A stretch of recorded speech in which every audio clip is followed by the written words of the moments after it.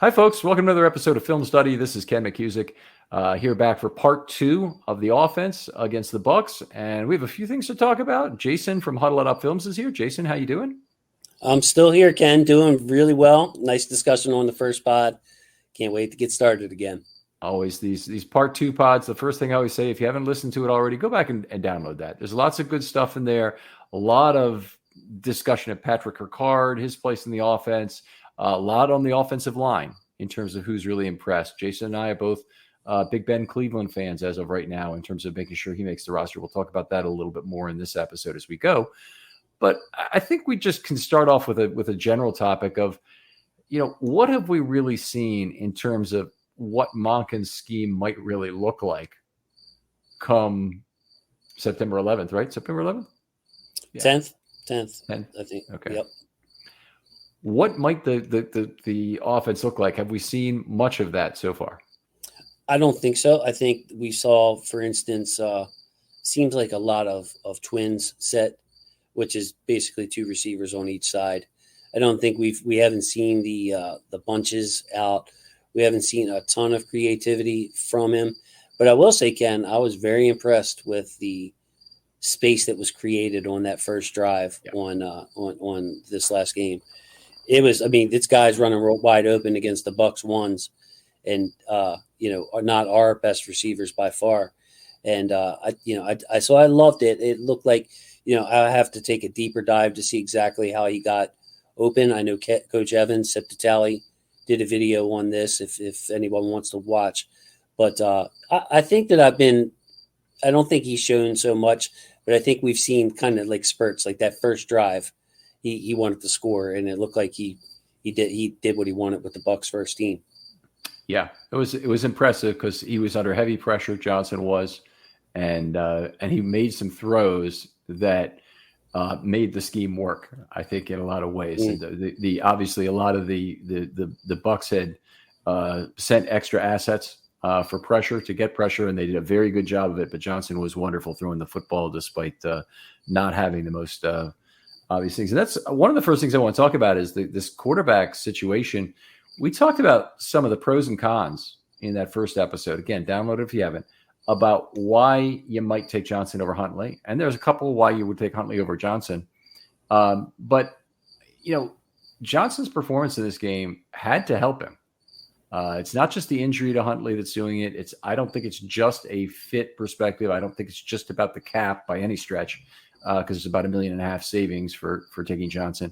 And I don't even think it's about the possibility of them not wanting both of them, potentially to have both of them on the roster, one on IR and the other on the roster or whatever it might be. I think it's really a matter of just Johnson played very well in this game, and he helped his own cause and is making this a very difficult decision. He is composure. Composure keeps coming to mind. He's not known to be the most elusive player, but he can anticipate, he can feel, he can see, and he can make throws. And it's really, really tough to do when things are moving fast. But I guess when you've been in the league as long as him, it becomes second nature, something that it's going to take Huntley a lot more time to develop. And when we see Huntley under pressure, maybe, Ken, you want to speak to that and put it in terms how he compares, Huntley compares under pressure to what you've seen from Josh Johnson. Yeah, we haven't seen much in his Ravens career from Josh Johnson, and the one time that he was under some pressure was at Cincinnati in that game he started, which wasn't terrific. But in this preseason, he's looked very good under pressure. Didn't look great in that first game with a lot of short throws, but he has since, and in particular against the top pressure the Ravens really faced, which was the Tampa stop. Even though Philadelphia played a lot of their young, outstanding pass rushers. I thought it was really impressive. And even at the first game, when you think back to it, they stuck Johnson out there first ahead of Huntley. And at the time, I thought they're doing that because they want to make sure that Huntley remains healthy as the preseason goes along. And Philadelphia's got a lot of young stud pass rushers out there. Jordan Elliott was playing, and Carter and Nolan Smith as well. Very talented young front. They needed to play. They needed the reps. And, from the reports we've gotten in this offseason, or you talk about our second team offensive line out there getting, the defensive line having their way with the backup offensive line. It kind of made sense. That it makes sense. Hey, look, we don't want to put Tyler out there, and of course, he ended up pulling a muscle and getting hurt anyway. So, just a complicated situation here at the backup quarterback spot. I could see it going either way. I'm leaning towards Huntley and trying to work something out with Josh Johnson to get him to stay here, but I'm not quite sure. Yeah, it's one of the things that will create some diversity in the selections on that roster pool. That's for sure. And that was really the first position worth discussing there. The other player who played pretty well in this game, and his performance should not be forgotten, but he did have a fumble that kind of set himself back. Anthony Brown, I thought, looked his best in this game as a passer. Had a couple of nice long throws to Demas. One dropped right into that bracket where, Demas made a great catch going up to get the ball, but that ball was also thrown perfectly into that very small bucket that he had to give Demas a good chance to catch it. Shown some escapability. He's shown some arm talent. It's just very inconsistent, so ups and downs with Anthony Brown, which is what you would expect from an undrafted quarterback. But he strikes me as having the tools of an NFL quarterback, where mobility. Go ahead, kid. I'm sorry. Do you keep him on the practice squad? Well, I think that you need a third quarterback either way. That would be an interesting choice. That would be a very interesting choice. No opinion. Do you have one? I feel strongly one way or the other? Here's what I would say. I mean, Josh Johnson will go wherever the opportunity is going. Josh Johnson is a packed suitcase ready to jump on a plane. When that time comes. Anthony Brown is probably at the level where he's not an obvious selection for anybody else in the league to take, but he'd be safe that you'd still be around, and you can keep his phone number, or you can actually let him have a few reps in some of these practice games, go up against the defense as a scout team quarterback or whatever it might be. Maybe he learns the offense a little better there too. Yes, and Toolsy, again, I just want to bring it up. You get him experience. He can mirror, like you're saying, some of these more mobile quarterbacks, or he's got a big enough arm where he can play the role of different, you can ask him to do different things to give your defense a good look during the week.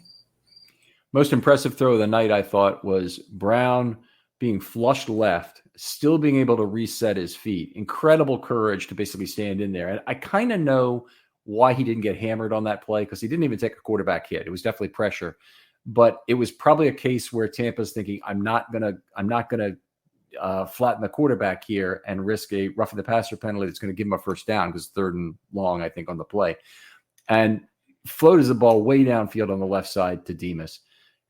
We talk about this all the time on this show that, rolling left for a right-handed quarterback is pretty much death. Even for a pretty mobile guy, but he got his feet reset, was not afraid to stand in there and make a big arm throw. And Demas was behind the defense, which shouldn't have happened. But I just very impressed with the courage and arm strength on that throw. And we saw the guts when he played Pittsburgh and had to come in from his own end zone, making throws to I believe, to the boundary. So, yeah, he's got some toughness, some mental toughness, and some guts. A lot to like about Anthony Brown. I don't think that you could survive long at this point in his development with him playing a long stretch of games. He will get exposed, obviously, but there are some things to like. So I'm very proud of him. I think overall this preseason was a plus for him and his development and the tape that he put out there because of the flashes. Mm-hmm. All right, well, let's move on and talk about the offensive line. And we hit on some of these things in the first episode, so I think we'll have a reduced kind of a discussion of Ben Cleveland.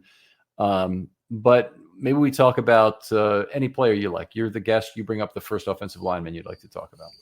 Yeah, I want to go from not the bottom, but a player that's probably not going to make the roster, and that's Tayshaun Manning. I see a future for him in the NFL if he keeps on this trajectory. Very good run blocker. I've seen he did play for Kentucky, Ken, in the SEC. Look that up. Mm-hmm. And, I think that he's got some room to grow as an overall player, but he's got mauler qualities and kind of looks like he could play guard in this league if the Ravens are able to keep. I hope he's on this practice squad come Wednesday.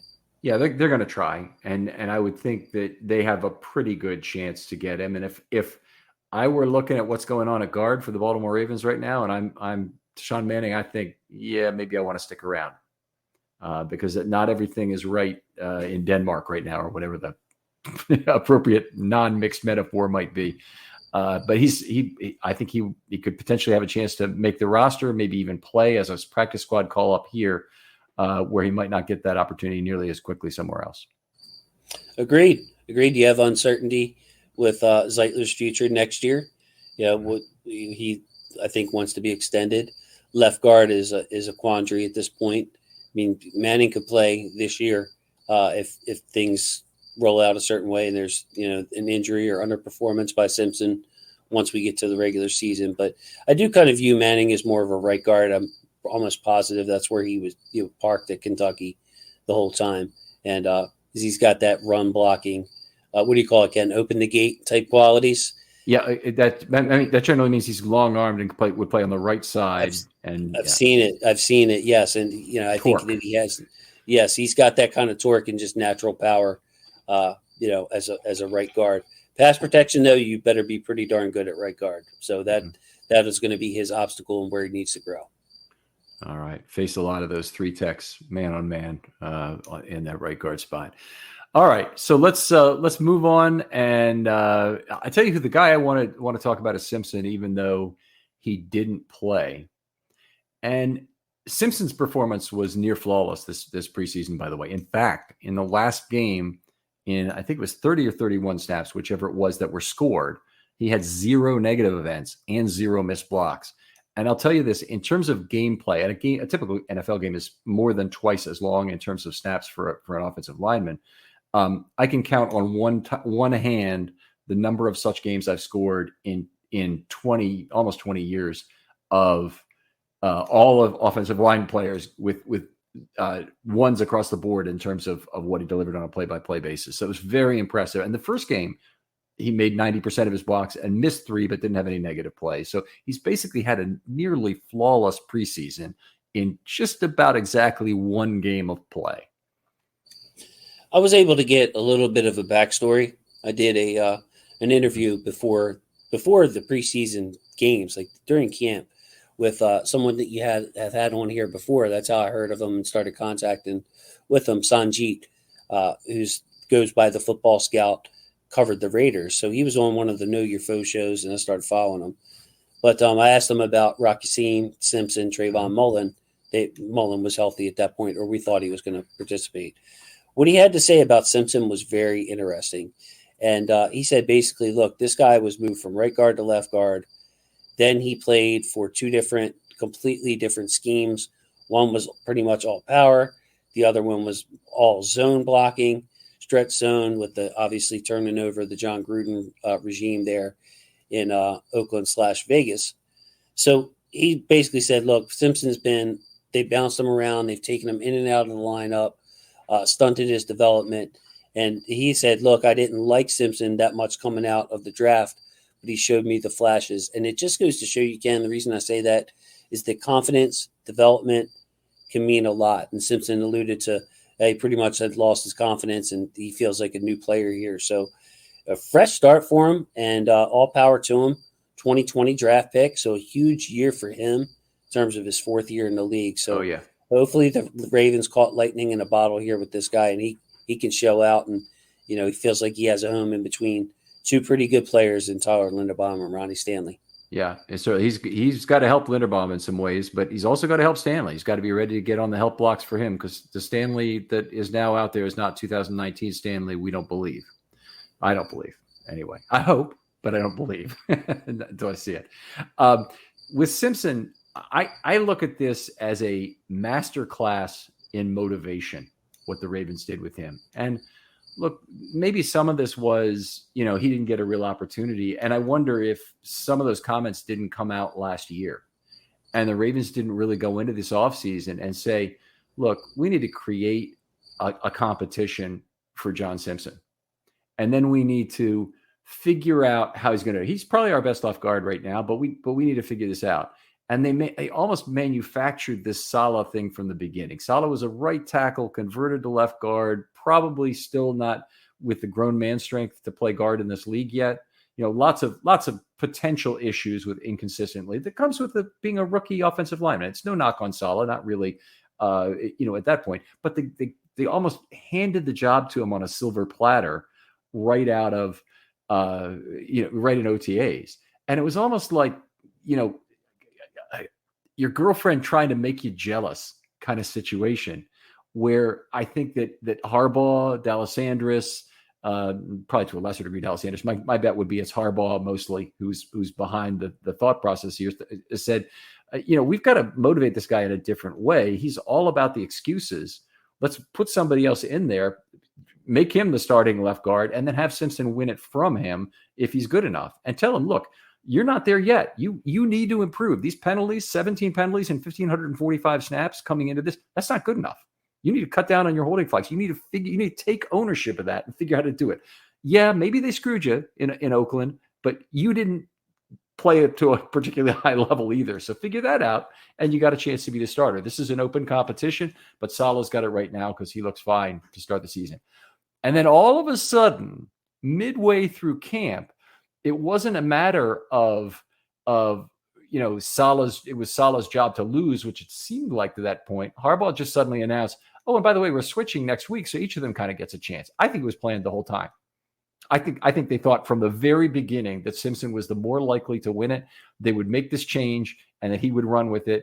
And sure enough, he takes over at left guard, and he didn't have any problems in the preseason in terms of penalties. In fact, I noted plays where he actually pulled away from the frame of the body to avoid some of those massive. He had 13 holding calls among the 17 penalties, along with 2 personal fouls. So it wasn't a bunch of false starts, but he really got his penalties under control with this motivational plan that I think Harbaugh put in place. And if it wasn't Harbaugh, whoever thought of it deserves a lot of credit. I like it.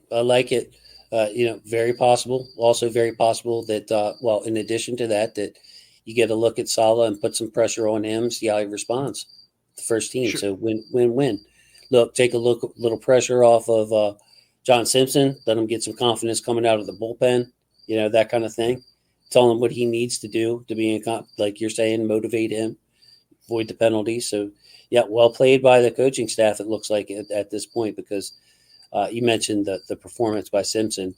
Now, I wasn't grading, but to me it was just like the combination of what I was seeing from Simpson and what I was seeing for Saleh. I mean, it couldn't be more different as far as but even like it was just magnified more than it should be for a preseason game. And normally for a preseason game, I'm like, all right, it's the preseason. Okay, we've seen preseason. Somebody looked great in the preseason, but it was the way Simpson was winning and the way Saleh was getting beat that just showed you like a more night and day than I should have been feeling for a preseason game, I would say. I'm gonna. There's 2 things I'm gonna throw out there about Simpson that I think are like specific technical things that I really like. And one is, you mentioned bouncing around between zone and power. I thought Simpson, as much as any lineman, looked extremely comfortable zone blocking. The classic get your left arm out, in his case, when you're zone blocking to the right, and keep it on that man. Don't let anybody cross your face. That's the basic rule of zone blocking there. And I thought he did just a very good job of maintaining spacing properly, looking like he knew what he was doing when he was zone blocking. I'll give you one other negative that I still don't think the question is answered, is that I don't know that he is going to be the perfect guy. And there may not be anybody that the Ravens have to defend the A-gap, the left A-gap, from the kind of bombing I think it will take, because that's the place where the Ravens potentially have a hole, is next to Linderbaum, trying to figure out how to pass block that gap properly. And hopefully Simpson is a guy, because he certainly has the length and the height and more of a tackle-like build, that he could be appropriate to help pass block next to Linderbaum. Has the large size and the grown man strength that will help next to Linderbaum at the back end of double teams, for example, back end of combination blocks. I think he could be the right guy for that. I think the question is unanswered as to whether he's going to be a good enough pass blocker to really make up for other deficiencies that exist in that left A gap. Hey, best that we have right now. And Yep. Cleveland is up and down with that too. Sometimes Cleveland's recognition looks excellent. Other times it doesn't. And I wanted to go back just very quickly to the zone. Sanjit said, look, he's got the profile of a power player. He looks like he's the kind of guy that would thrive in power systems. And just for whatever reason, he was very, very comfortable in zone. And then when I went back and watched a couple of games for the Raiders and then watching what we've seen in the preseason, it adds up. Like, I have to give Sanjit T, again, the football scout, at the football scout, if you want to follow him, a ton of credit for there, because, I thought he was being, quite honestly, a little bit too positive about Simpson, and maybe in general just positive analysis. But he was spot on. This is a zone player who just needs to settle in somewhere. And man, does that look like what happened, to a T here in the preseason. It's just, there's also something, the Raiders gave up on a player who seems to have value, and we don't know yet. We hope that's true. We certainly hope he goes into this regular season and continues to play at a high level. But when you look at a guy who has that many penalties and a single problem is not being solved, I do look at the coaching some, but I also look at the player and say, look, something is not right in terms of his respect level for learning or the game or his work ethic or something. Something is off. So that may be part of why the Ravens felt the need to motivate Simpson. I think it's honestly, it's one game worth of snaps we've seen so far. The holding penalties could return, but it looks like he's made an active effort to avoid them. And he's going to be coming to a fan base that's not going to tolerate a lot of crap from their guard play. This Ravens team, especially during the Roman era, has gotten great guard play and the ability to even from some marginal players, Bradley Bozeman, for example, in terms of getting good, James Hurst, way back when, in terms of getting some pretty good pulling guards. They're not going to accept less. And I think that's going to be something that obviously here, maybe not necessarily more than it is for Las Vegas, but is probably going to be looked at more on a winning team than on a losing team. For sure, especially with the expectations on offense and the expectations overall.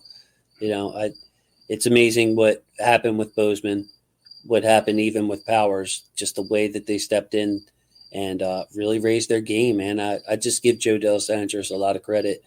If he left the organization, decided to retire next year, I think we're worse off for it. Like, I have that much respect for him, because it just seems like, from the Matt Skurros to everyone else, man, we can take guys that aren't coveted or tossed to the side by other players, plug them into the system here, no matter if it was Romans or before Roman or now here with Monken, and develop them. Yeah, it's definitely been a strength, and love Joe D. But if you go out to camp and watch Joe D, by the way, you can't help but be impressed with the guys. Watch how he runs those half line reps and how he's building them up to a certain level. How he jumps in there and shows these young kids footwork.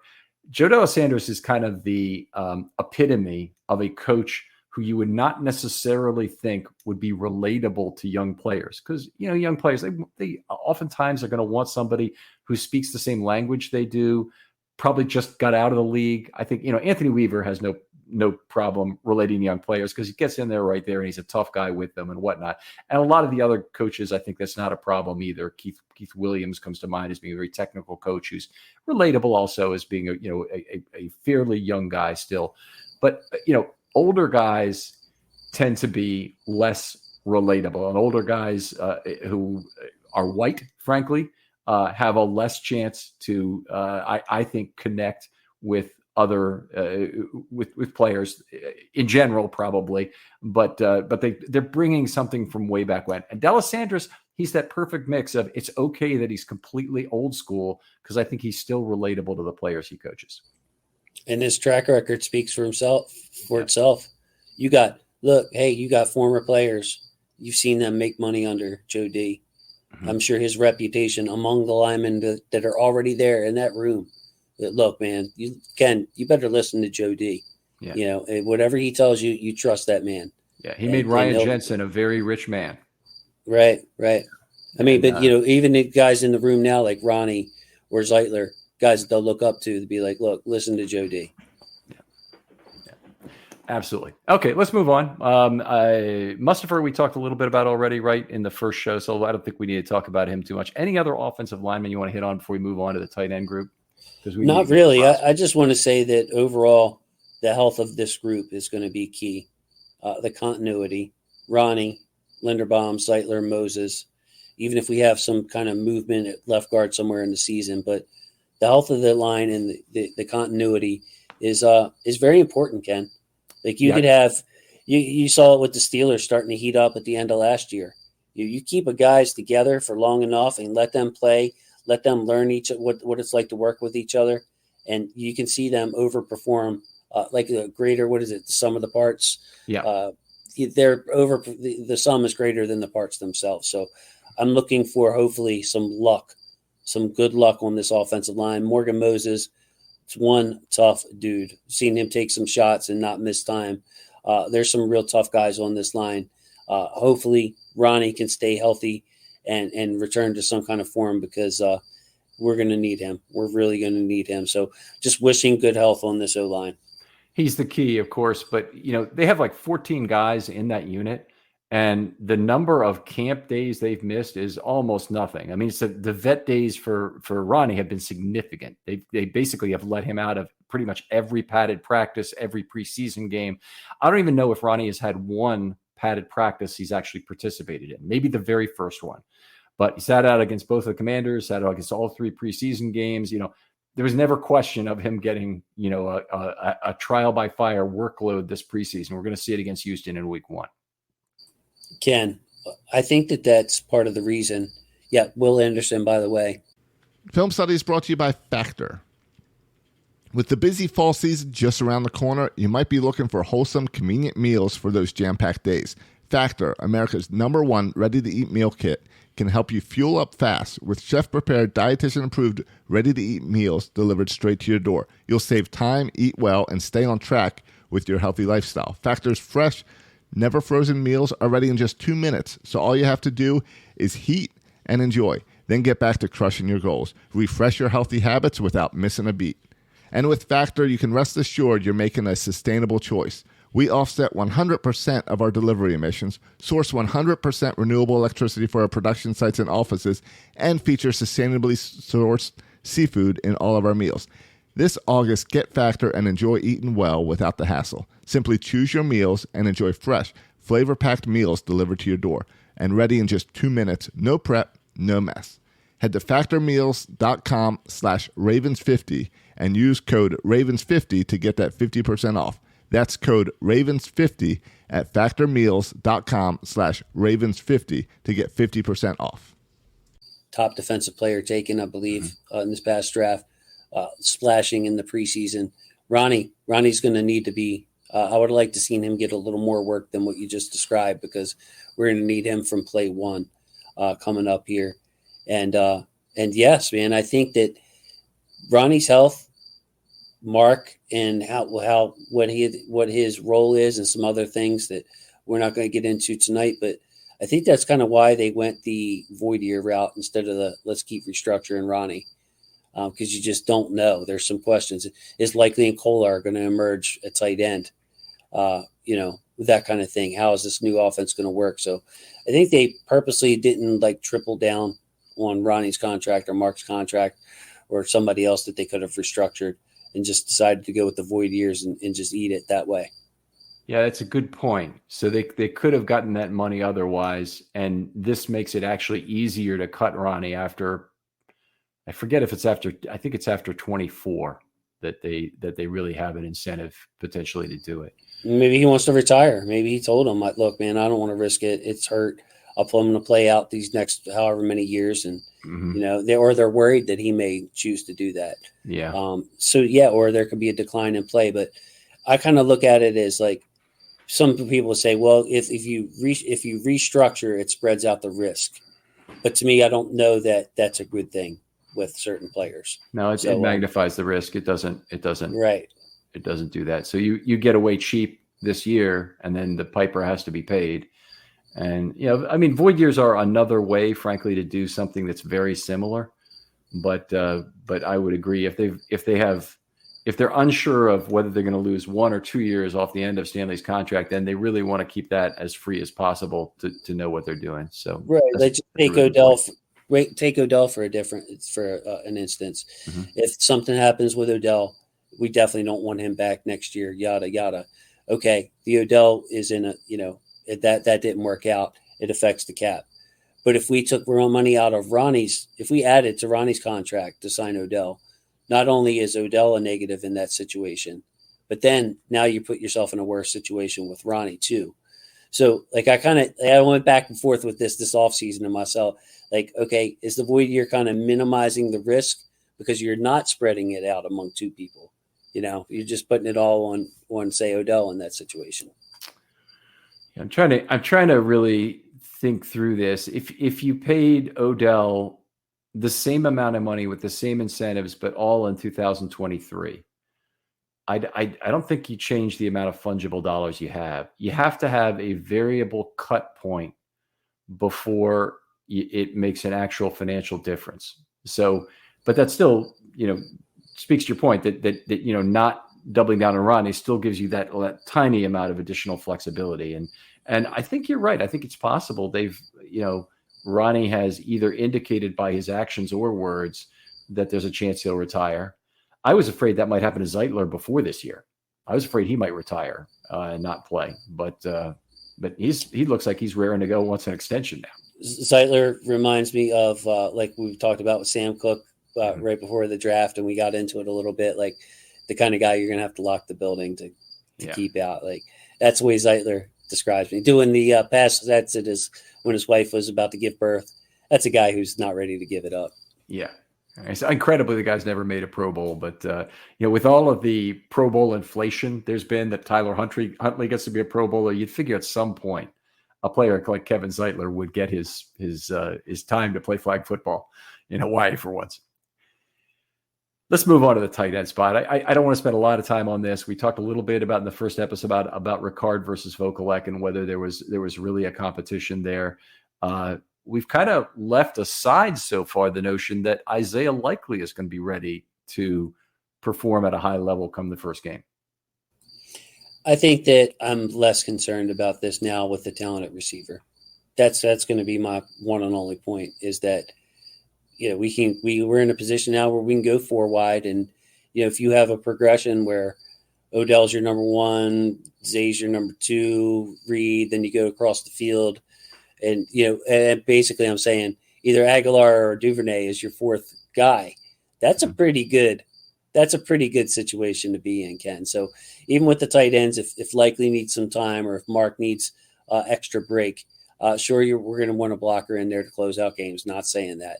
All I'm saying is that as far as a receiving group, they're going to help a guy like Likely, for instance, who can do some damage as a target. Mm-hmm. I imagine they will have room for him, and if they don't, Kolar will get a chance. And Kolar, as a receiver, has looked terrific, so I don't think that's going to be the issue. Let's jump right to it and give our offensive MVPs for this game. Then we'll jump right into our roster prediction. Do you want to go 3-1 on offensive MVPs? Ken, I'd like your list. Okay. So I'd say we just say our piece on each one of them if you want. Real quickly, Owen Wright, number 3, came in, made some good runs, real good run in the backfield when there was penetration there, where he basically got, I think it was Vokalek. No, it might have been Kolar. No. It was one of the backup linemen. I'll get it. But anyway, he bailed out a lineman from a bad negative play by skirting around for about a 5-yard gain late. I like that. I really liked his ability to run through people and run over people on that 38-yard run. Loved it. I think that he has shown the physicality that you need to be a back who can stick around a little bit longer. Maybe he's like a Melvin Gordon in 5-6 years, not in like the career trajectory, but okay, he's not real fast, but he can pass protect. He gets you tough yards between the tackle. We could use this guy on the goal line. Like I could see, it's tough to get a job as a running back. It's tough to keep a job as a running back. So a lot of credit to Owen Wright for this game. Deserves MVP. Free spot. Good by me. So definitely a player. I mean, look at Gus Edwards, who came from the practice squad and like that as soon as he was playing with Lamar Jackson was one hell of a football player. And I could see that happening with Wright as well if they had to go to him at some point this year. So I think he'll be their top practice squad back would be my prediction. I don't think it'll be a veteran. Me too. Number 2 guy, Dante Demas, a couple big catches, the beautiful contested as it could be catch. He went up very high to get that ball. I think that's kind of underappreciated. Came down and held it along the right sideline, then got behind the defense. Shouldn't have happened. I'm sure the safety made a bad play on the play, but he got behind the defense and made a play on the ball from Wright that was thrown up almost for grabs, but looked a little bit like Jacoby Jones on the Mile High Miracle behind the defense when that shouldn't have been the case. He was the last receiver I put on my draft board, Ken, in part because I knew there were going to be Maryland fans that were looking for him. And, I wanted people to know that, yes, I'm aware of Dante Demas, but I don't see him being able to get separation at all in this league. But I also see him as tilting those 50-50 balls into more like 60, almost 65-35, Ken. Like, I think he's that good at it. His strength is that good. And I think also he could be the type of receiver who could block, who could really, really block.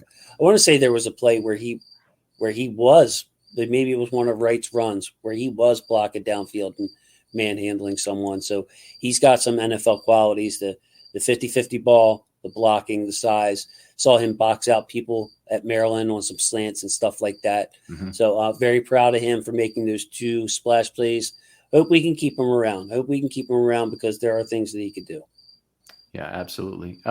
Josh Johnson, my number 1. Is there much more to say about him? We've kind of gone a lot about this, and I'd like to get to the roster if you're good.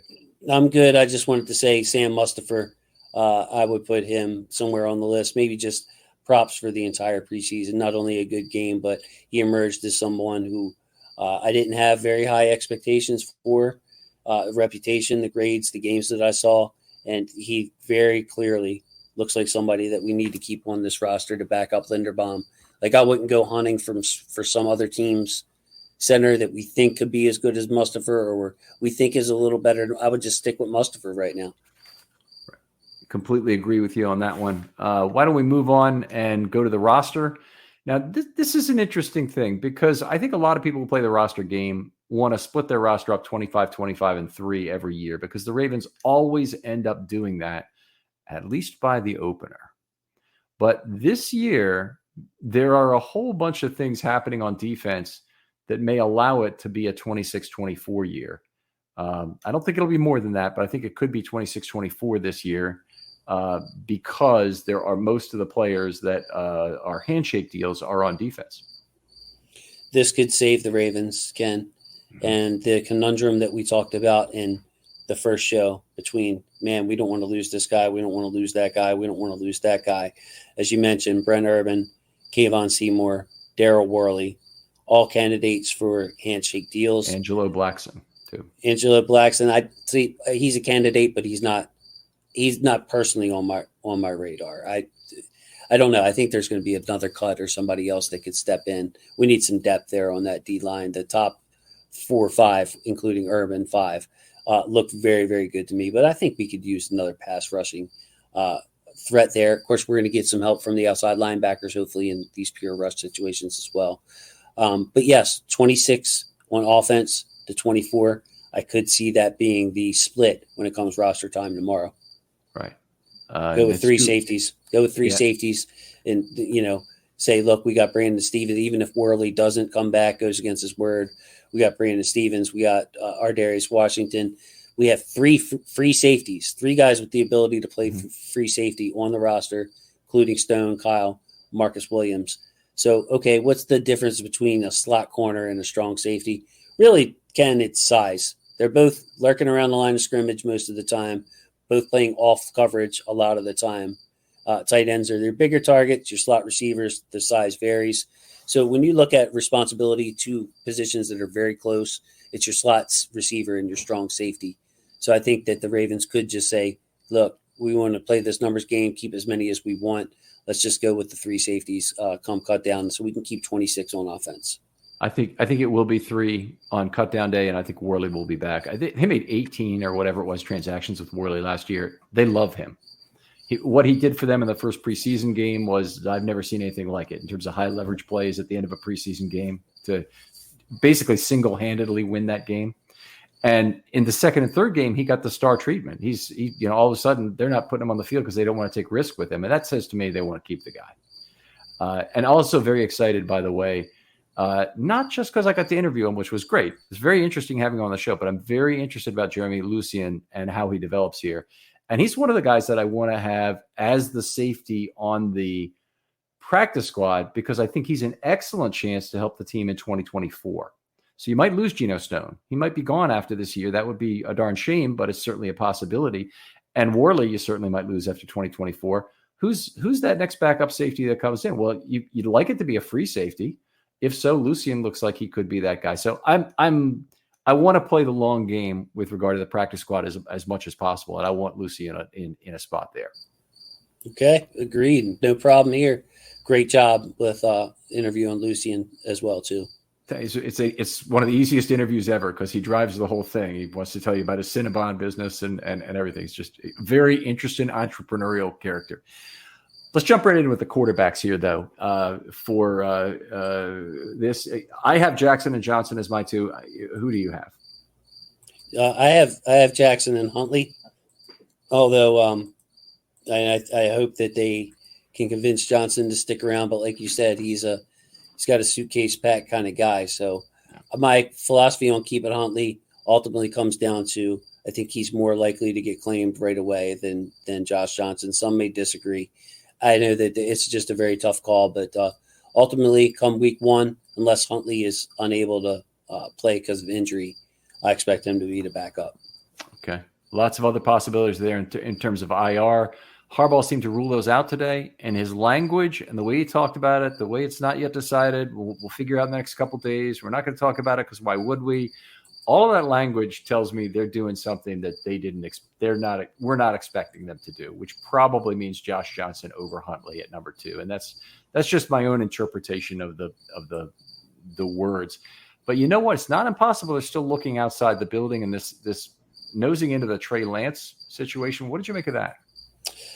I feel like the Ravens were being used as a negotiation ploy. I don't buy it. I think Trey Lance to me is someone that would fit if you have a quarterback on a 1-year deal, 2-year deal. You want to bring him in, see what he's got, see if you can develop him. But I don't know. Just my guess. I obviously don't have any inside knowledge in that, but I don't buy the Trey Lance. I would buy more of like a Teddy Bridgewater or somebody that you knew as a steady top of the line backup and not a project as your backup. I think you'd rather just go with Huntley or Johnson in that case. And also, Ken, I wanted to ask if we could do receivers next because the other 3 positions tie in together, I think, a lot with choices. Wide receivers it is. Yeah, I have 6 coming up on countdown day, and I have 6 coming up on opening day. Simple group for me. With Bateman, Beckham, Flowers, Aguilar, Duvernay, Wallace.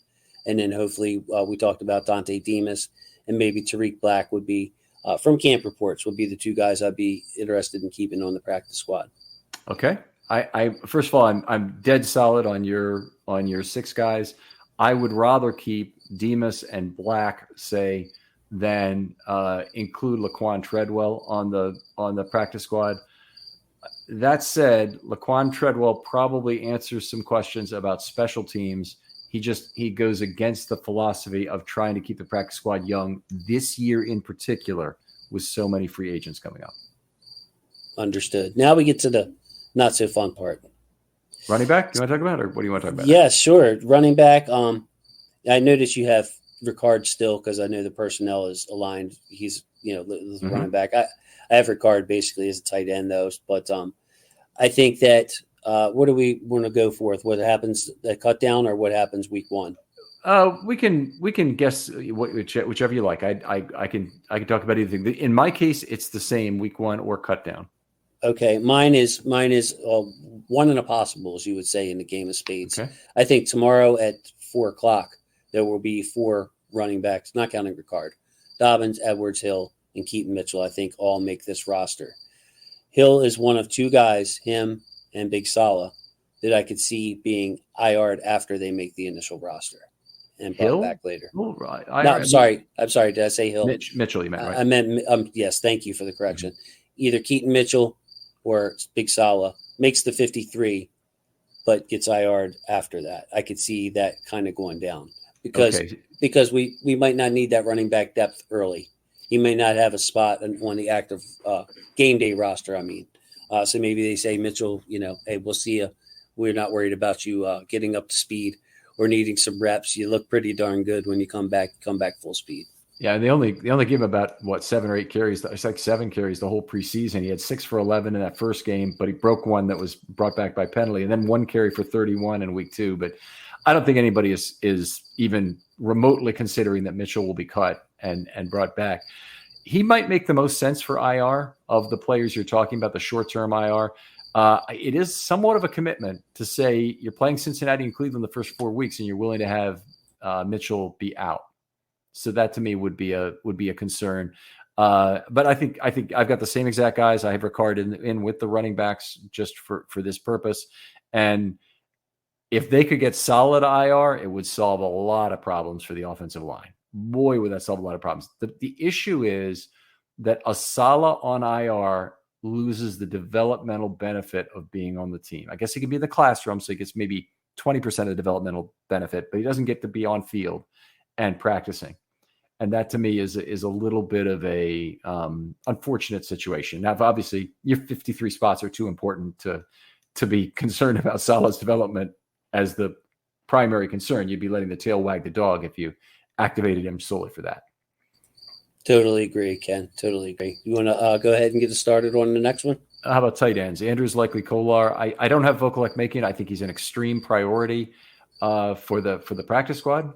I think a guy who will be around next year. If anything didn't work out this year with likely or Kolar, if they decide Ricard's $4 million is not worth it next year, then Vokalek could well be right in the ball game again, playing a very similar role to what we've seen this preseason. A lot of in the backfield, a lot of in line.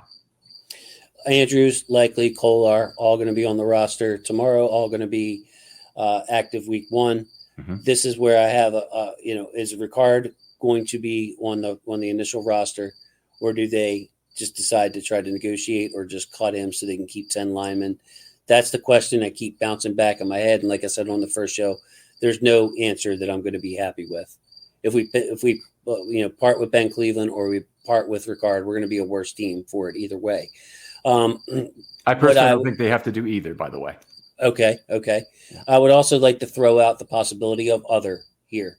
So a blocking tight end and another team cuts loose. Maybe you feel like you can stash Vokalek on your practice squad, and Ricard chooses to go to wherever he goes, and so another player that we don't know. So that's kind of how I see that group. Okay. All right. Very good. So, the money for Ricard is important. So you're putting a little bit of preference on the cap, which I should really like. I just don't foresee this offense. Here's my issue, and this is one of the 2 reasons why Ricard has just killed it in terms of his additional value this preseason. The first is that Kolar has not blocked well, so you have one of your tight ends who's had a problem, and that's going to be an issue. Well, you're getting really some crickets over there, aren't you? Yes, I've been trying to keep diligent with them. Yeah, no, I've been hearing it, but I appreciate you doing that. And did I lose my train of thought here? But the other thing had to do with, yes, the Ravens have been killed in the snap count this preseason. Now, some of it is the other teams are playing more of their regulars, and that has a trickle-down effect to when the 2s and 3s come in, and so you have a little bit of a mismatch. But that doesn't explain the kind of getting beat 81-49 in snaps against the Commanders, getting beat I think it was 70-58 in this last game. They've been destroyed, and this has been a problem that I'm looking over there like red sky at morning, sailor's warning. That's probably such an old-timey saying that I'm going to really disconnect here. But this is something I've seen on the horizon for a long time, is that Monken's offense has to have a way to close out games, and they have to have a way to keep their defense from not playing a bajillion snaps due to their own explosiveness. And we saw a big problem with that against the Commanders and then in this last game against the Bucs. Bend but don't break type style defense as well. So that it's not like we're we're willing to give you a short pass and come up and tackle and make it hard on you that way. Wait for our interceptions, get our sacks, the increases that we saw with Mike McDonald. So this isn't a wink, all or nothing, get them off the field or they're going to score a touchdown type risk reward defense. So add that to your worry, Ken. All right, fair enough. Let's talk offensive line, because I have 26 offensive players making it tomorrow at 4:00. So you have 25, and that's where you can't figure out how to make your last cut. And I say they keep all 10. They cut one extra defensive player because they've got those 4 handshake guys. And then you still have the ability to bring one back. You just have to figure who on offense goes to IR. Mitchell is actually, I think, a very good bet. It would be even more valuable if they could get either one of the bottom offensive linemen, even if it was Cleveland, to start the season on IR, Saleh or Fa'alele, any of those three would be a guy who's likely to be not really missed in terms of game day activations. The only one who could be missed is Cleveland, honestly. Yes, I would say don't do that for Cleveland, Ken. I would say my preference would be if it's Saleh, okay, great. Because I think Mitchell could help us. We could use him situationally, especially if somebody gets banged up. Saleh, yes, the downside is he's not going to be practicing and getting any better. But I think at this point, Ken, from what he's shown, he's so far away. Yeah, good point. I don't think that. I mean, we might not like to say, "Oh, he can help us." This year seems optimistic to me. Yeah, I that actually is a very good point. So this year is more about nutrition, getting in the weight room, growing into your body, learning in the classroom, whatever you can do. Being around to watch how Joe D teaches offensive line play in the classroom, from a footwork perspective, as opposed to on the field. So I think that's a very valid point. He's just so far away at this point. And then, I mean, can't we activate him off of IR the last 3 weeks or something like that and have him actually get some practice in without, before we have to call it a season with him. So, yeah. Right. Yeah. So it's a potentially win-win there. And I think it just makes all kinds of sense. But I'll point back to one guy in the past that they did this for to activate the extra offensive lineman. He's actually the 11th guy activated on the offensive line, was Tyree Phillips. So in my opinion, with the 8-man offensive line, you have 10 on the roster, you make 8. But even if they didn't do that, I mean, they want more time to try and deal Cleveland. If they have their hearts set on doing that, which I think would be self-destructive at this point, I think they're gonna try and buy themselves more than a week of time by putting Simpson on the roster and then cutting him a couple of days before that opener. Love it, Ken. I really don't have anything to add. If we can get away with a 26-24 split tomorrow and not have to make a difficult decision, I think that would be ideal. Okay. Yeah, I think this is the first time where I'd probably bet over even money. It's a 26-24 offense split on cut down day. I do not think it'll be 25-25-3. I think it'll be 26-24-3. Excellent. Hope you're right. No, I'm always skeptical. I can't help but to worry. All right. Always a pleasure talking football with you anytime, Jason. Tell folks where they can talk football with you online. Sure. Join me at Huddle It Up Films on YouTube, and also you can talk to me on Twitter without the cricket. I can hear the damn thing now. You know how hard they are to find, by the way, Ken. Oh, yeah. Locate. They shut up right away. They know you're coming. So apologize for that. But thanks as always. Find me, Huddle It Up Films. Very easy to find. All right. Outstanding stuff there. And Jason, whenever you need me for a guest appearance, you let me know. I'm always happy to talk football with you anytime. Other folks out there, if you want to come on this show, do a film study short, hit me up with a DM on Twitter. They're always open. I get back to you very quickly. If you have an idea for a show, maybe we get a chance to talk about it a little bit and develop something together. I will say one thing, try and not paint the Sistine Chapel with the episode ideas, because there are some ones with people want to go over the evolution of football or whatever. They have to be broken into 4 shows. Ideally, this is something we can talk about in 15 to 30 minutes. So really appreciate it, though. And all the people who've had interest in it over the years, I greatly appreciate you participating. Jason, thanks again for coming on. Thank you, Ken. I appreciate everybody. Football's family. We'll talk to you next time on Film Study.